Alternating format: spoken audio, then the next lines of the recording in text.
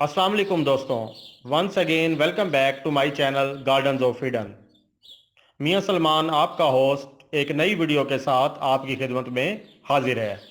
दोस्तों, आज हम जिस प्लांट के बारे में वीडियो देख रहे हैं इसका नाम एंट्रीरिनम है। इसे हम स्नैप ड्रैगन भी कहते हैं और वैसे बच्चे इसे डॉग फ्लावर के तौर पर भी जानते हैं। दोस्तों, इस वीडियो में हम इस प्लांट के बारे में मुकम्मल जानकारी आपको देंगे, जिसमें बीज लगाने का वक्त, पौधे निकलने का वक्त और सीड्स के पैकेट की कीमत भी आपको बताएंगे। नर्सरी से खरीदी गई पनीरी, बेबी प्लांट पॉट की रिपोर्टिंग और इसकी कीमत भी आपको बताएंगे।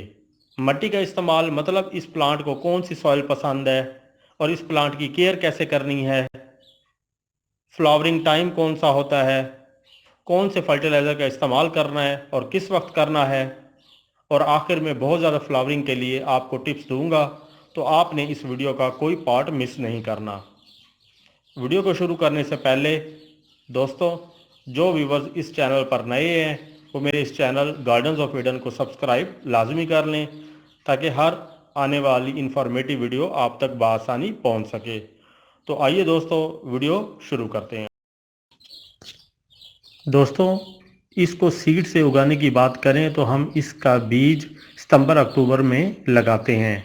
इसके बीज काफ़ी महंगे होते हैं, जो 100 रुपये के पैकेट में कुछ मिल जाते हैं। बीज लगाने के कुछ दिनों बाद पौधे निकलना शुरू हो जाते हैं। और अगर हम इसके बेबी प्लांट पॉट की बात करें तो इसका एक पॉट हमें अक्टूबर नवंबर में नर्सरी से बआसानी मिल जाता है, जिसमें 30 से 40 पौधे होते हैं। दोस्तों, अगर हम एक तैयारशुदा बड़े प्लांट की कीमत की बात करें तो एक प्लांट नर्सरी से 40 से 50 रुपए का बआसानी मिल जाता है। और अगर हम छोटी थैली की बात करें जो हमें 20 से 30 रुपए की मिलती है। दोस्तों, अब हम बात करते हैं गमले का इस्तेमाल। दोस्तों, अगर इसको गमले में लगाना हो तो इसके लिए 7 से 8 इंच का गमला बहुत अच्छा रहता है, जिसमें इसकी ग्रोथ बहुत बढ़िया होती है। वैसे इस पौधे को ज़मीन में लगाना ज़्यादा बेहतर रहता है। दोस्तों, अब हम बात करते हैं मिट्टी का इस्तेमाल। अगर सॉइल की बात करें कि इसके लिए कौन सी सॉइल इस्तेमाल करनी चाहिए, तो नॉर्मल गार्डन सॉइल ही चाहिए होती है।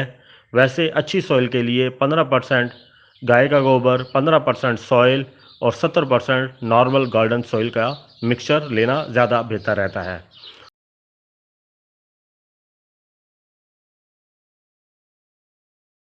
दोस्तों, अब हम बात करते हैं इसकी केयर की।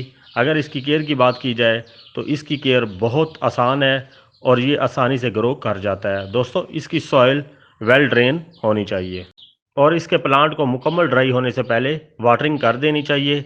दोस्तों, इसके प्लांट को ज़्यादा खूबसूरत बनाने और ज़्यादा बंचेज लाने के लिए इसकी एक मरतबा पिंचिंग करनी चाहिए, ताकि जितनी ज़्यादा ब्रांचेज होंगी इतनी ज़्यादा इस पर फ्लावरिंग होगी।